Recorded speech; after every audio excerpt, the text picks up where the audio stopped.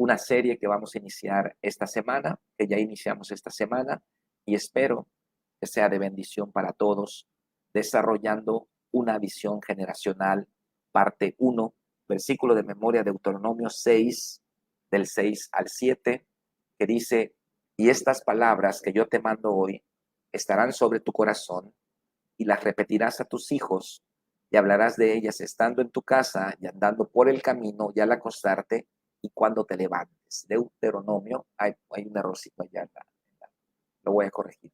Deuteronomio 6, del 6 al 7. Es un poco largo el versículo, pero es muy importante. Son 2 versículos, de hecho. Son 2 versículos. Y la introducción dice de la siguiente manera: Dios es un Dios generacional. Él es el Dios de Abraham, de Isaac y de Jacob. Abraham tuvo un encuentro con Dios, desarrolló una relación personal con él. De hecho, Abraham fue llamado amigo de Dios y enseñó a su hijo Isaac a temerle. Isaac tuvo un encuentro con Dios, desarrolló una relación personal con él y enseñó a su hijo Jacob a temerle. Jacob tuvo un encuentro con Dios, desarrolló una relación personal con él y enseñó a sus hijos a temerle. Y así, el conocimiento de Dios y sus mandamientos pasaron de una generación a otra, porque la visión de Dios no es particular, es decir, no se centra en una persona como si fuese el objetivo eh, último, bendecir, sanar, restaurar, prosperar una persona. No, la visión de Dios no es particular, sino generacional, es decir, que Él no está interesado solamente en bendecirle hoy y ahora. No se trata solamente de usted, se trata también de sus hijos biológicos y espirituales que Él le ha dado. ¿Qué es lo que estamos viendo acá en la introducción? Estamos viendo que Dios es un Dios generacional. Dios de Abraham, Dios de Isaac, Dios de Jacob. Abraham, con una relación personal con Dios, transfiere a Isaac el conocimiento de Dios, los mandamientos de Dios. A su tiempo, Isaac también tiene un encuentro personal con Dios. Hace lo mismo con Jacob, y a su tiempo Jacob también tiene un encuentro personal con Dios. Cada uno de distinta manera, cada uno tuvo una relación diferente con Dios, cada uno tuvo contextos distintos, pero los tres conocieron a Dios. Y bueno, Jacob transfiere este conocimiento también a sus hijos, a los 12 patriarcas, de los cuales salió la nación de Israel. Entonces, no se trata solamente de una persona.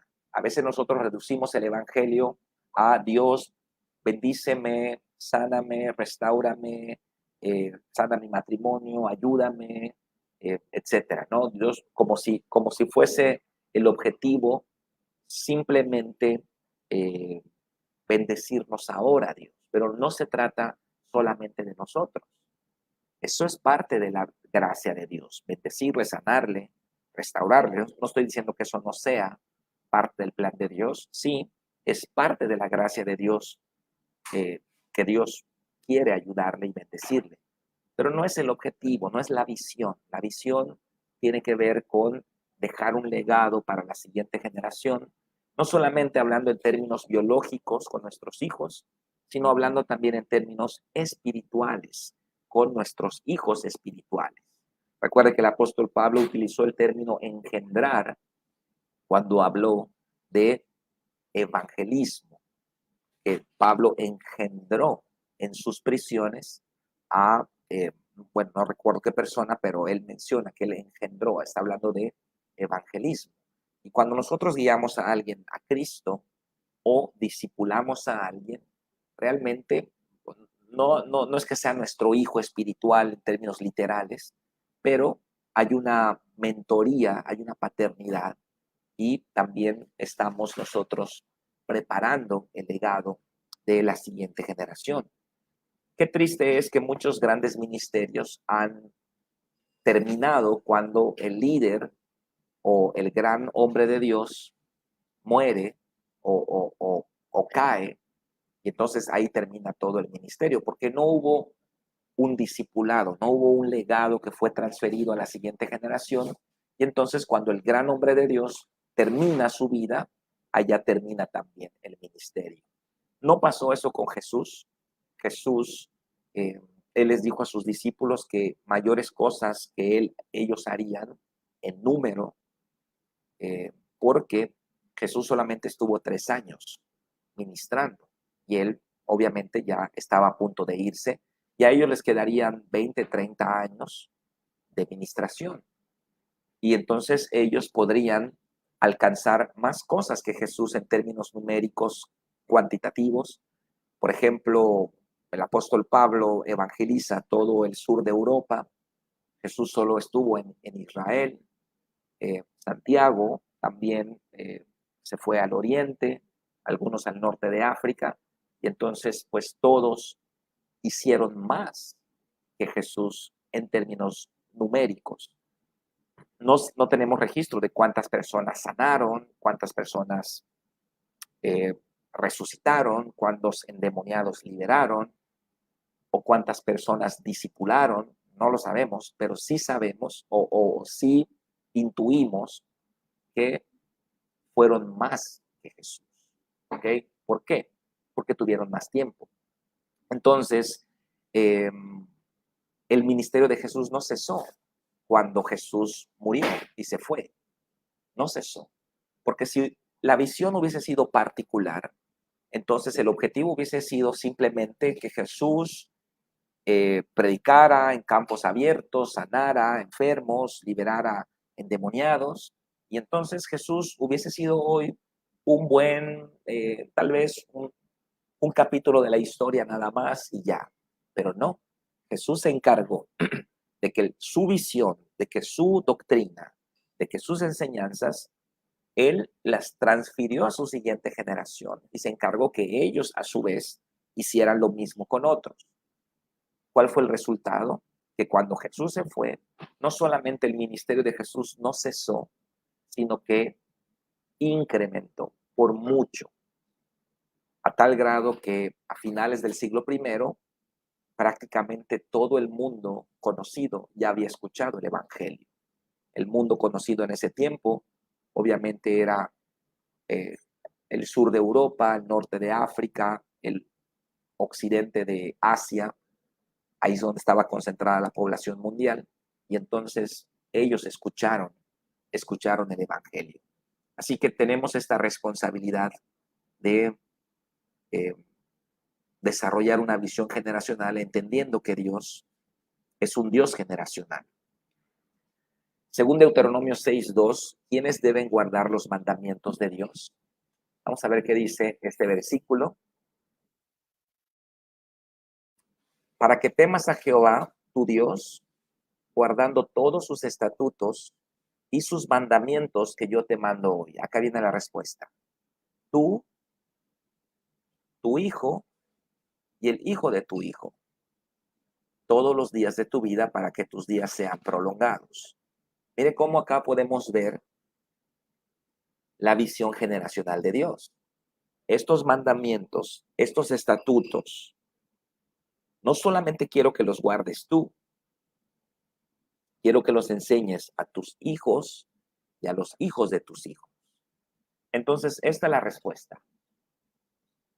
¿Quiénes deben guardar los mandamientos de Dios? Nosotros, coma, nuestros hijos, coma, y los hijos de nuestros hijos. Estamos viendo, obviamente, una visión generacional, un alcance generacional.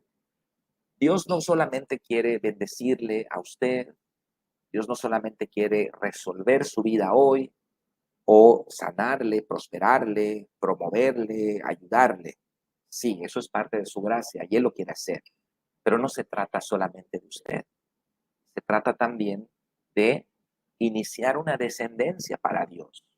Iniciar una nación santa para Dios, como lo hizo Abraham con su descendencia. Abraham se encargó de enseñarle a su hijo los mandamientos de Dios.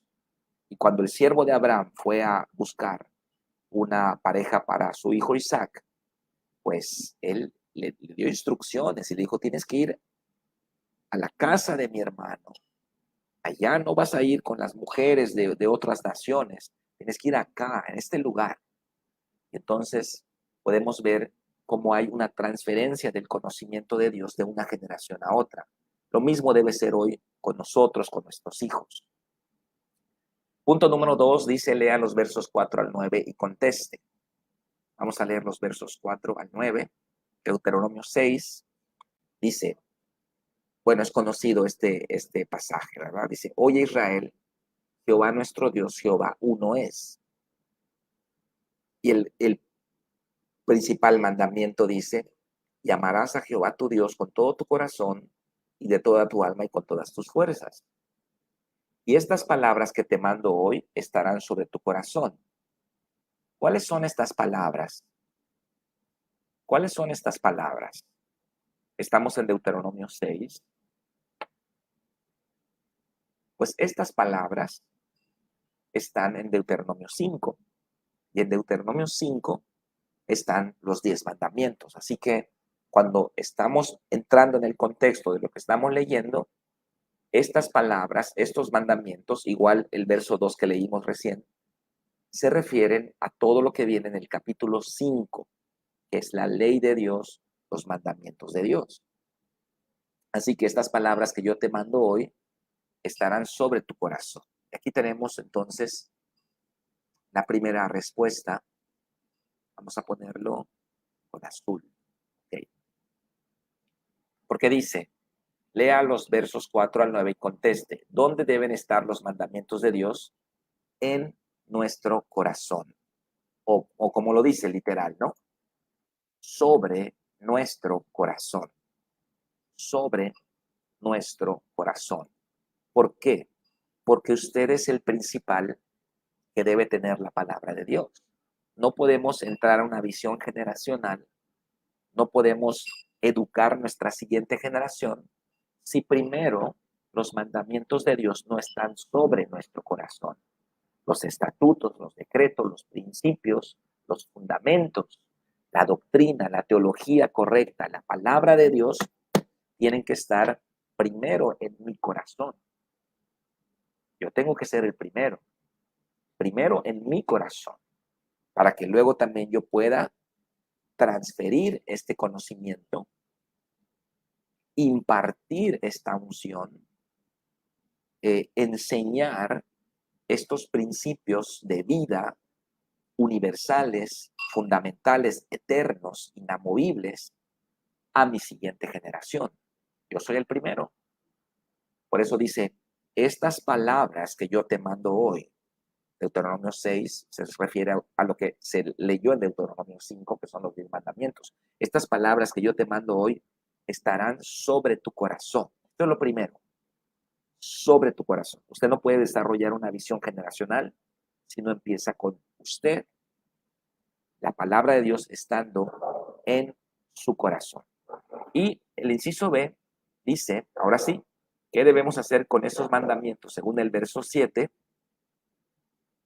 a ver, déjame buscarlo acá. Y las repetirás a tus hijos. Aquí está.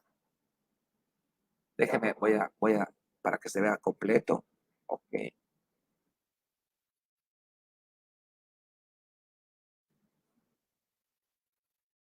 Está. Y las repetirás a tus hijos. Aquí está la respuesta. Vamos a poner color verde.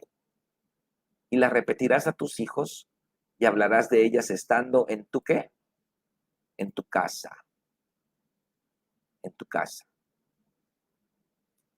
Entonces es la respuesta. ¿Qué debemos hacer con esos mandamientos? Enseñarlos a nuestros hijos. Enseñarlos a nuestros hijos. ¿Dónde debemos escribirlos? Dice el inciso C. Bueno, y andando por el camino y al acostarte y cuando te levantes, y las atarás como una señal en tu mano y estarán como frontales entre tus ojos. Y las escribirás en tus postes de tu casa y en tus puertas.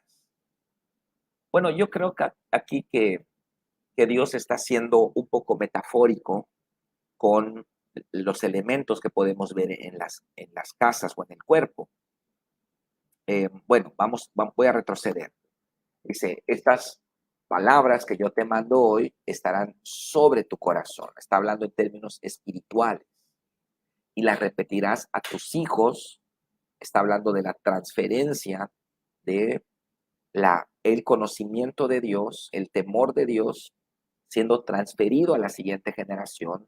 Las repetirás a tus hijos y hablarás de ellas estando en tu casa y andando por el camino y al acostarte y cuando te levantes. Todo esto es un mandamiento de Dios. ¿Ok? ¿Por qué, por qué fue eh, constituida la festividad de la Pascua de manera anual? ¿Para qué era el Shabbat? Cada semana, cada sábado. Bueno, la razón es precisamente esta. La Pascua y las festividades eran eh, renovaciones del pacto con las siguientes generaciones. Por eso los padres debían de contar la historia de cómo salieron de Egipto el día de la Pascua a los hijos. En la fiesta de los tabernáculos, los padres construían en sus casas tiendas de campaña y dormían durante una semana con sus hijos en esas tiendas de campaña para contar las historias y recordar. Ese era el objetivo. Y el Shabbat también tenía ese objetivo, enseñar a las siguientes generaciones. Esta es la responsabilidad de los padres. Y luego yo le comentaba que yo veo un poco de metáfora acá, porque dice, y las atarás como señal en tu mano y estarán como frontales entre tus ojos. Y entonces vemos hoy que los judíos ponen las filacterias, que son cueros, cintas de cuero acá, ¿no? Donde están escritas, pues, los 10 mandamientos, la ley de Dios están escritas, y también se atan aquí una correa con una cajita que está acá, donde también están mandamientos de la ley, la Torá, ¿no? No creo que Dios haya sido literalista cuando él estaba diciendo esto. Cuando Dios está diciendo que las atarás como una señal en tu mano, está hablando de nuestras obras, está hablando de nuestro trabajo, está hablando de nuestra vida cotidiana, que los mandamientos deben ser llevados a la esfera de la vida cotidiana y no solamente quedar el domingo, que vamos a la iglesia, que alabamos, que aplaudimos, que decimos gloria a Dios y Dios te bendiga. No, tienen que ir esos mandamientos a la esfera de la cotidianeidad de cada uno de nosotros. Y eso es lo que yo creo que significa, las atarás como una señal en tu mano y estarán como frontales entre tus ojos. Acá que estamos viendo, ¿qué está entre nuestros ojos? Está la frente, están los pensamientos, está la meditación, está nuestras conjeturas, opiniones. La palabra de Dios tiene que, tiene que ser el eje rector en nuestra vida de pensar, en nuestra vida de meditar, cómo asimilamos las cosas que pasan, la política, la economía, la educación, lo que estamos viendo hoy en día, cómo lo asimilamos. Ahí tiene que estar la palabra de Dios, en su mente, en sus ojos. ¿Qué está mirando? Allá debe estar la palabra de Dios. Yo creo que esto es lo que metafóricamente Dios está diciendo. Y finalmente, las escribirás en los postes de tu casa y en tus puertas. Obviamente los postes de una casa son la parte estructural de la casa, las columnas son la estructura de la casa. Ahí tienen que estar los cimientos de la palabra de Dios. Las puertas son los accesos, lo que dejamos entrar a nuestra casa. La puerta de nuestra casa debe ser un filtro que entra a nuestra casa, que no entra a nuestra casa. Entonces, todo esto es lo que Dios está diciendo a los padres, ¿no?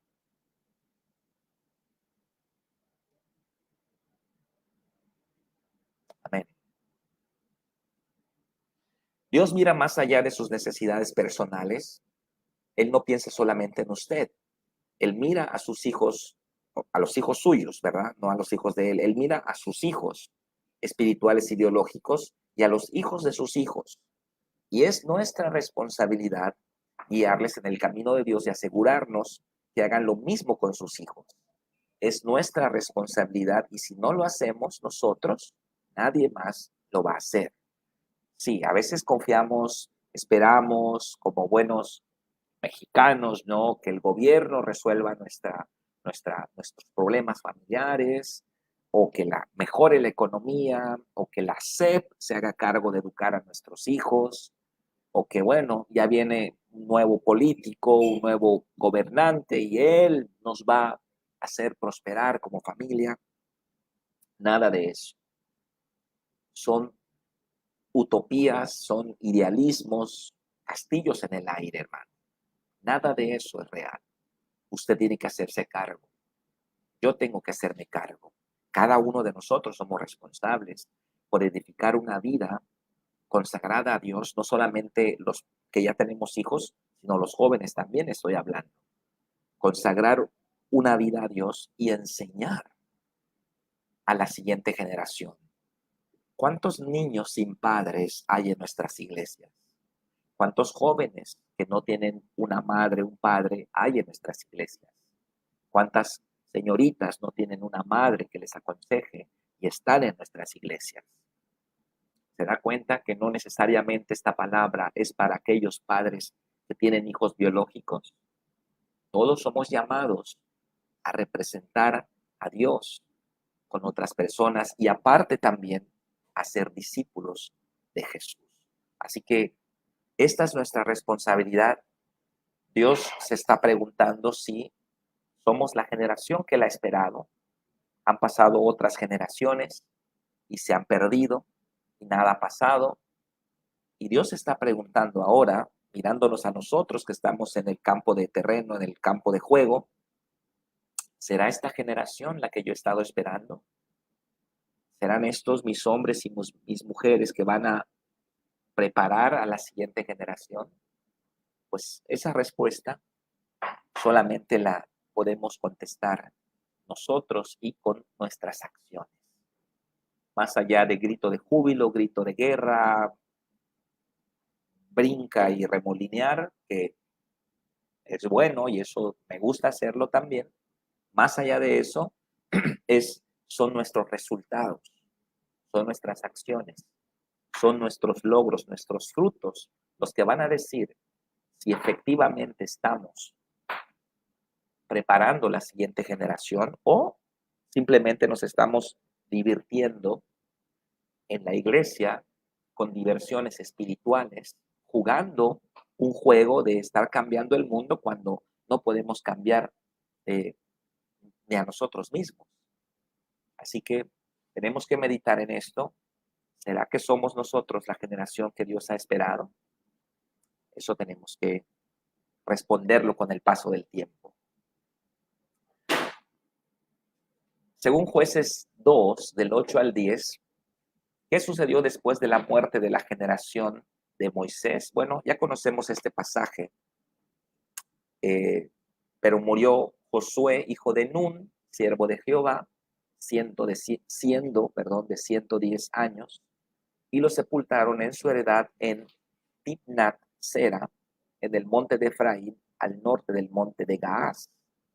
Y toda aquella generación también fue reunida a sus padres, y se levantó después de ellos otra generación que no conocía a Jehová. Esto es triste. Esto es triste. Entonces, la respuesta del punto número 3. Ahora vamos a explicar estos tres puntos. La respuesta es, ¿qué sucedió después de la muerte de la generación de Josué? Se levantó otra generación que no conoció a Jehová.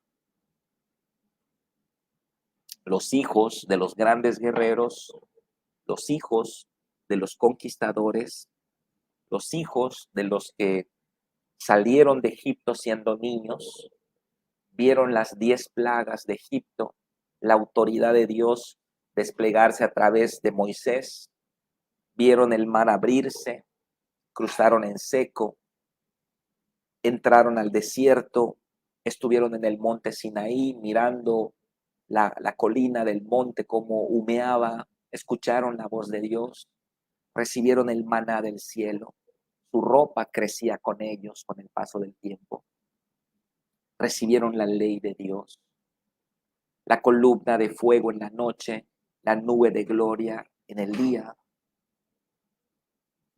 vieron la gloria de Dios, cruzaron el Jordán en seco también, conquistaron Jericó, vieron caer los muros de Jericó, conquistaron la tierra prometida, vivieron en casas tremendas, cultivos, todo tuvieron.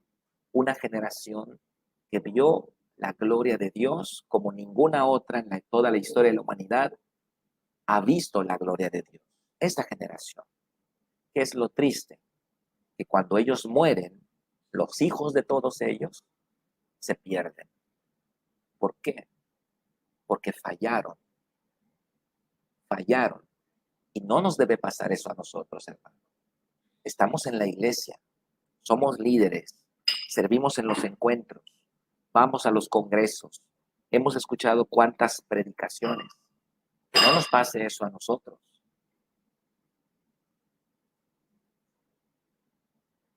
Que no nos pase eso a nosotros.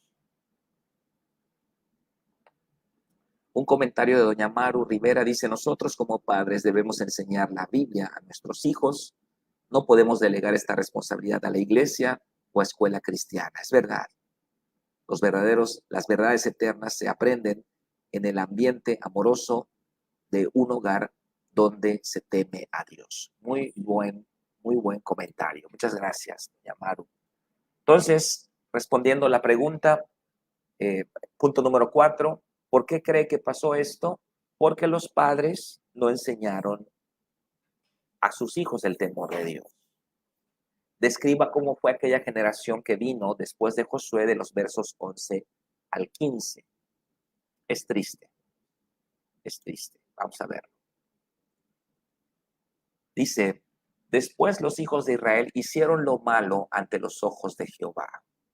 ¿Qué tenemos acá?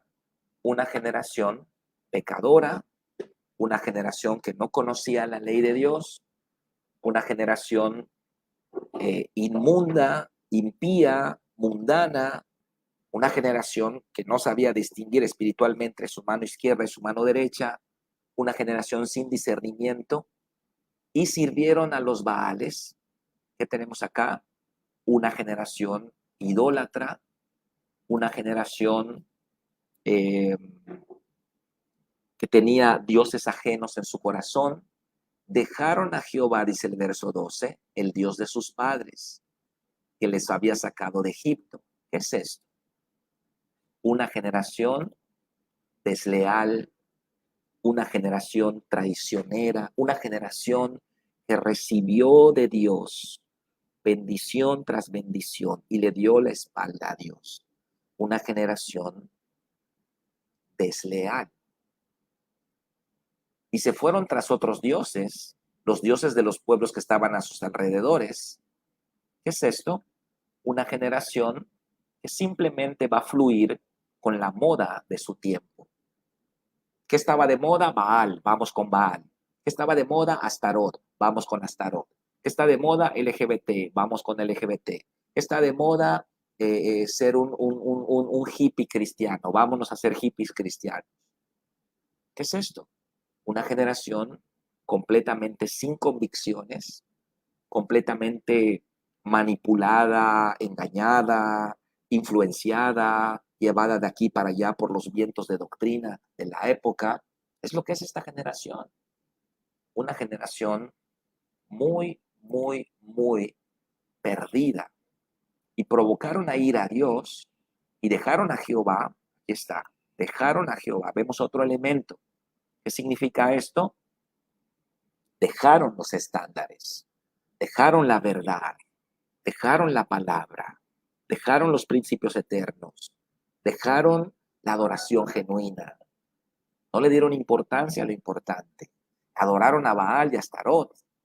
Y se encendió contra Israel el furor de Jehová, los cuales los entregó en manos de robadores que los despojaron. ¿Qué tenemos acá? Una generación en escasez, una generación en pobreza, una generación miserable, una generación que pierde, siempre pierde, siempre pierde, siempre pierde, derrota tras derrota, pérdida tras pérdida. Los despojaron, los vendió en manos de sus enemigos. ¿Qué tenemos acá? Una generación esclava, una generación controlada, una generación oprimida, una generación que no tenía libertad y no pudieron hacer frente a sus enemigos. ¿Qué tenemos acá? Una generación derrotada, una generación que siempre va a estar abajo, que siempre va a estar humillada. Por donde quiera que salían, la mano de Jehová estaba contra ellos para mal, como Jehová había dicho y como Jehová se lo había jurado, y tuvieron gran aflicción. Una generación afligida, deprimida, angustiada, estresada, derrotada. ¿Cuántos calificativos, hermanos? ¿Cuántos calificativos podemos ver en, en estos pasajes?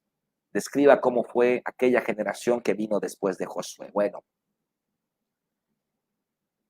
ya lo dijimos, muchos calificativos negativos, una generación idólatra, pecadora, engañada, arrastrada por las corrientes de su tiempo, empobrecida, endeudada, humillada, esclavizada, derrotada, deprimida, lo peor, los hijos de los guerreros, hermanos, los hijos de los conquistadores, aquí estaban. La generación de Josué vio la gloria y el poder de Dios como ninguna otra en la historia, pero fallaron en lo más importante. No enseñaron a su siguiente generación. Se gozaron en la tierra prometida, pero se olvidaron de sus hijos. Se olvidaron de sus hijos. Ani comenta, llevaba unas semanas hablando de este tema con Dios. La semana pasada recordaba lo principal que Dios me enseñó, que mi principal meta fuera que mis hijos lo conocieran a Él, más que una profesión, su amor a Dios, y lo demás vendrá por añadidura. Sí, porque realmente lo que vamos a enseñar a nuestros hijos son fundamentos. O sea, los fundamentos van a aplicarse en cualquier campo, en la política, en el campo empresarial, en las licenciaturas, en las ingenierías, en la medicina, en el gobierno.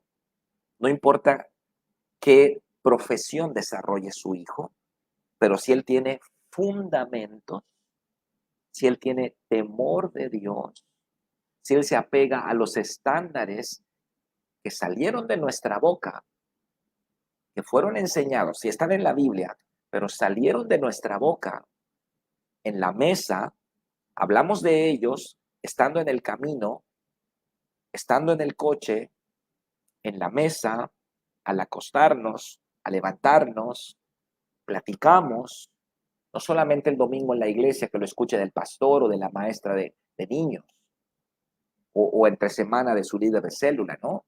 Tiene que salir de la boca del Padre. Porque si la boca del Padre, la boca de la Madre tiene autoridad para definir a un hijo, aprovechemos esa autoridad para darle estándares eternos. Así que no es tanto nosotros, vas a ser beisbolista, vas a ser médico, vas a ser pastor o vas a ser ingeniero. Bueno, cada uno de nuestros hijos es distinto y cada uno de nuestros hijos va a ir tomando una dirección, pero los fundamentos, esos vienen de usted, esos vienen de nosotros. Tenemos que fundamentar la vida de nuestros hijos, si no los vamos a ver fracasar, los vamos a ver derrotados, los vamos a ver esa generación derrotada que vino de los grandes conquistadores, de los grandes líderes de Israel. Usted es un líder, yo soy un líder, usted es un líder, usted ha visto la gloria de Dios, usted tiene la unción de Dios. hay que pasar ese conocimiento a nuestra siguiente generación. Amén. Ya no me queda mucho tiempo, vamos a ver rápidamente, porque aunque faltan 2 puntos, pero todos están en 1 Samuel 2. Vamos a ver rápidamente cómo eran los hijos del sacerdote Elí, según 1 Samuel 2, inciso A, el verso 12. ¿Cómo eran estos muchachos? Ofni y Fines. Dice, los hijos de Elí eran hombres impíos y no tenían conocimiento de Jehová. Obviamente eran sacerdotes, eran líderes, pero eran hombres impíos y no tenían conocimiento de Jehová. Esa es la respuesta del inciso A. ¿Cómo eran los hijos del sacerdote Elí? Según el verso 17, dice, era pues muy grande delante de Jehová el pecado de los jóvenes, porque los hombres menospreciaban las ofrendas de Jehová. Entonces podemos poner el inciso B, eran muy pecadores, eran muy pecadores. ¿Mm? ¿Cómo eran los hijos del sacerdote Elí? Según el verso 22. Pero Elí era muy viejo y oía todo lo que sus hijos hacían con todo Israel y cómo dormían con las mujeres que velaban a la puerta del tabernáculo de reunión. Entonces acá nos dice que ellos eran fornicarios, eran promiscuos, era gente infiel a sus esposas, era gente que andaba en las redes sociales, andaba ya coqueteando, toqueteando, seduciendo, fornicando, lo peor, hijos de un líder de Dios. Obviamente, Elí hizo un muy mal trabajo. No puso el temor de Jehová en sus hijos.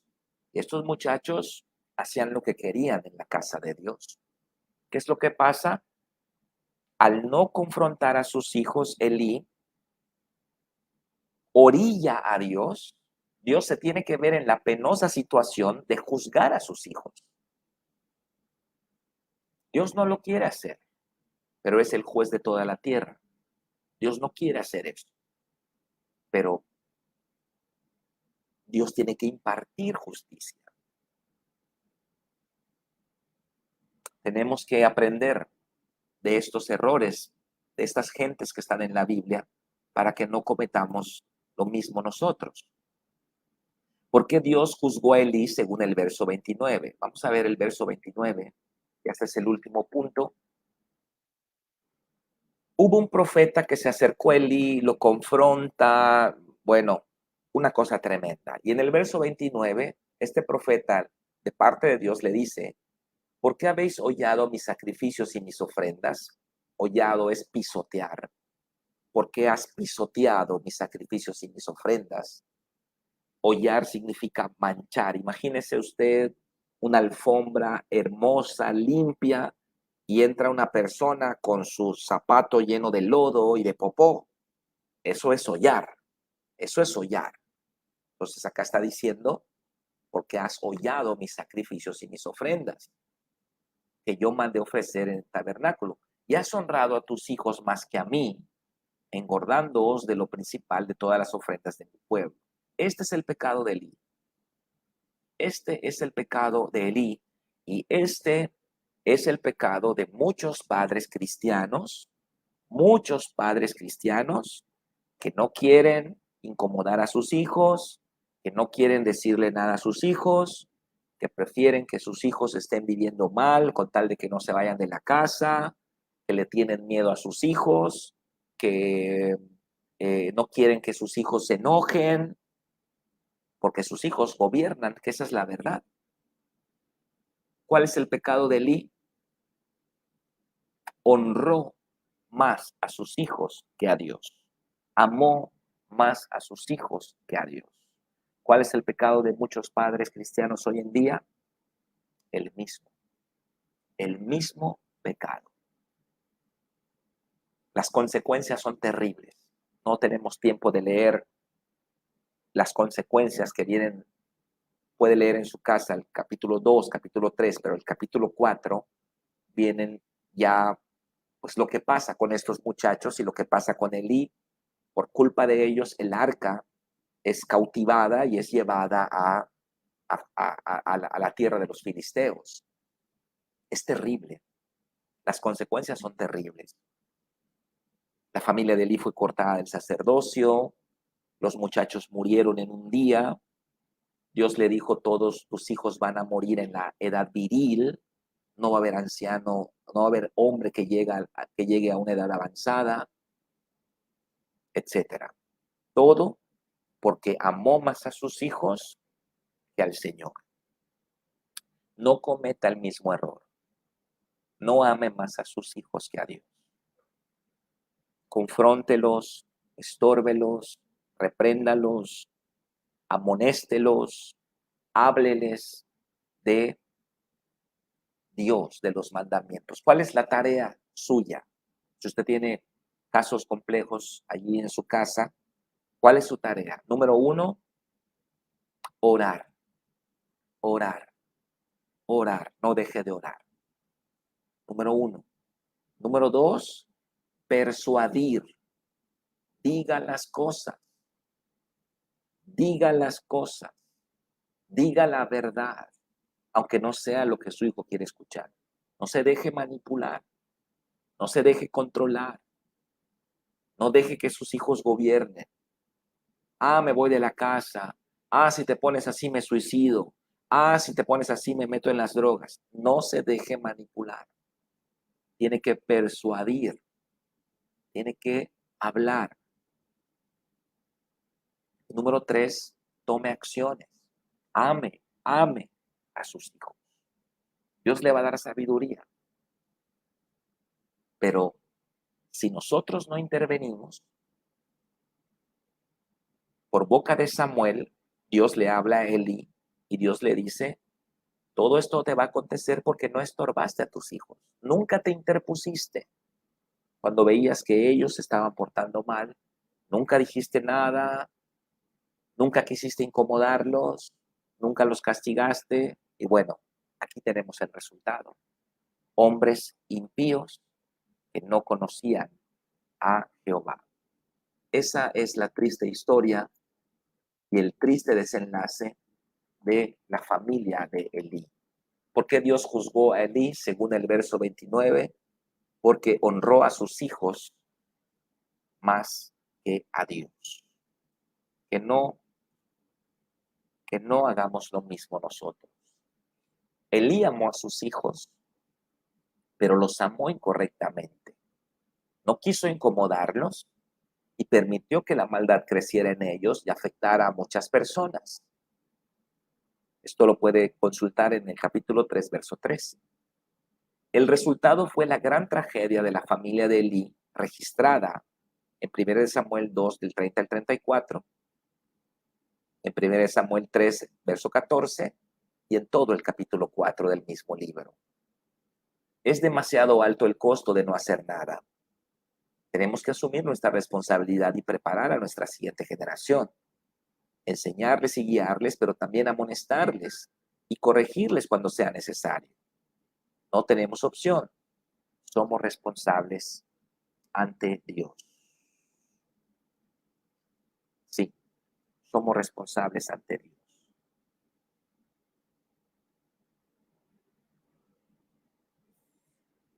Amén. Vamos a leer entonces el recuadro de la derecha y vamos a asumir nuestra responsabilidad. Simplemente no podemos, bueno, vamos a leer el recuadro, y ahora voy a darle un comentario. Ok, se dice coloquialmente que el avestruz mete su cabeza en un hueco cuando ve venir el peligro y así cree que nada va a pasar. Pero es un autoengaño. Esa falsa seguridad no elimina el problema, todo lo contrario, lo empeora. No podemos vivir con la cabeza metida en un hueco, ignorando voluntariamente una realidad que de todas maneras sabemos que un día tendremos que enfrentar. Nuestra responsabilidad ante Dios no se irá por ignorarla.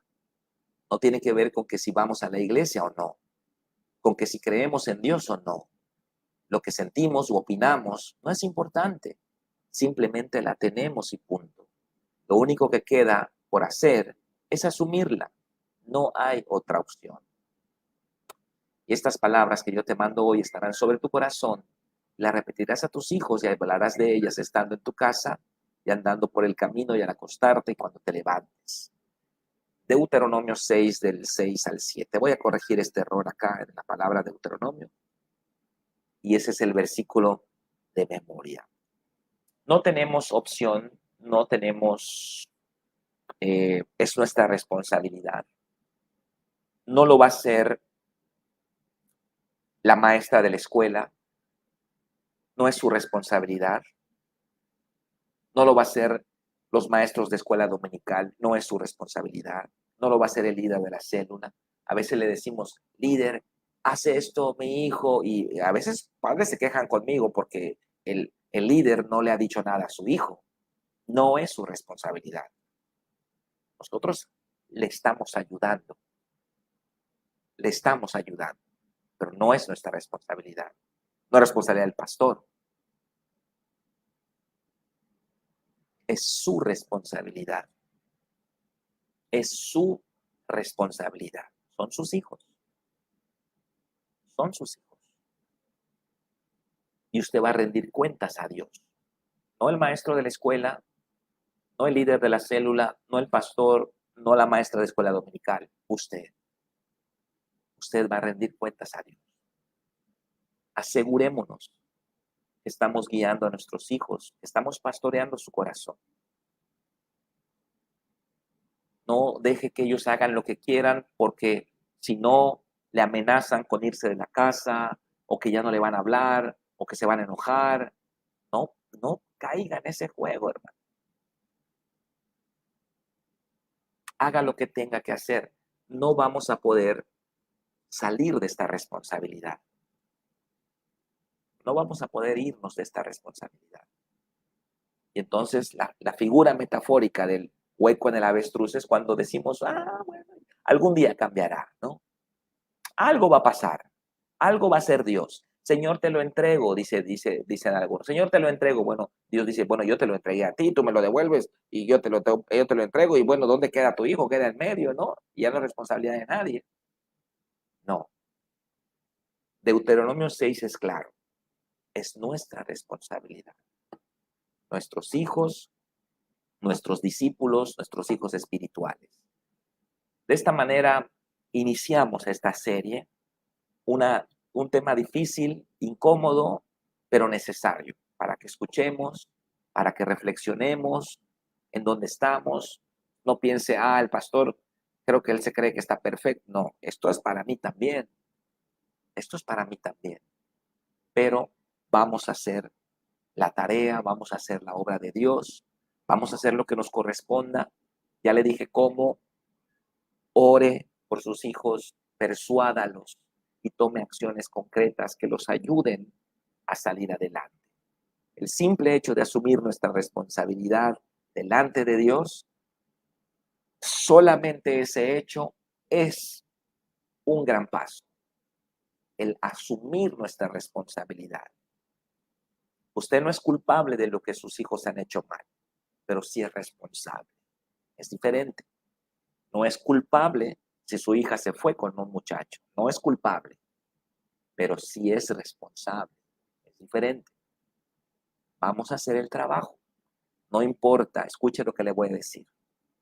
No importa si su hijo ya es un adulto. No importa. Todavía usted tiene esa unción de padre, de madre. No importa si su hija ya se fue de la casa. Todavía puede haber un rescate. Vamos a hacer el trabajo. Vamos a hacer lo que no hicimos. Vamos a hacer lo que no hicimos. Y vamos a asumir nuestra responsabilidad. Sé que es fuerte la palabra, sé que es incómoda, vamos a recibirla con amor. Vamos a recibirla de parte de nuestro Padre, palabras de amor, palabras de ternura, que van a sacudirnos, pero son necesarias. Amén. Pues vamos a orar. Vamos a orar Gracias te damos, Padre, por esta palabra. Ayúdanos, prepáranos, fortalécenos. Somos responsables de nuestra siguiente generación. Ponemos en tus manos la vida de nuestros hijos, la vida de los jóvenes, los niños, las niñas que no tienen un padre en la iglesia y que podemos nosotros aportar a sus vidas como padres, como madres espirituales. Oramos por nuestros hijos espirituales también que nos has dado, nuestros discípulos. Somos responsables de esa siguiente generación. Impartir, compartir, transferir las enseñanzas de Cristo y los mandamientos de Dios a todos ellos, Padre. Queremos tener una visión generacional. No queremos solamente creer que el Evangelio es para nosotros, para ahora, solucionar nuestros problemas. Sáname, restáurame, bendíceme, prospérame. Gracias porque tú de todas maneras lo haces, Padre. Pero prepáranos para una obra generacional y que nuestro ministerio deje un legado cuando no estemos nosotros, Padre. Usa esta enseñanza, Padre. Usa esta enseñanza. Te doy gracias en el nombre de Cristo Jesús. Amén. Amén. Pues Dios les bendiga a todos. Gracias por compartir conmigo esta hora, 11 minutos. Me pasé un poquito. El tema es un poquito largo. Trate de resumirlo para que no le lleve mucho tiempo, pero concéntrase en los puntos importantes. Un abrazo fuerte a todos, muchas bendiciones y nos vemos pronto. Bye, bye.